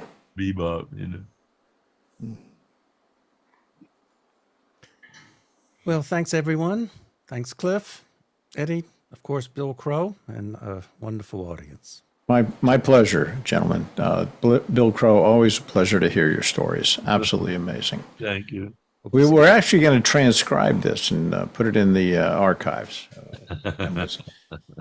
If we don't hit the wrong button over in Cambridge tonight, we'll actually have this on video as well. Thank you, everyone, for being here. It's great to hear all the stories, the music, and a little hiccup in the middle with the screen going dark. Keep the green lights on. That's right. The green screen we had on there. Green screen was on. That's true. Good night, everybody. Thanks, Bill. Thanks, Eddie. And Bill Crow. Thanks. Okay. Okay. Good night. We'll go everyone. out tonight with Hampton Hawes, Harold Lands, Scott LaFaro again, and Frank Butler.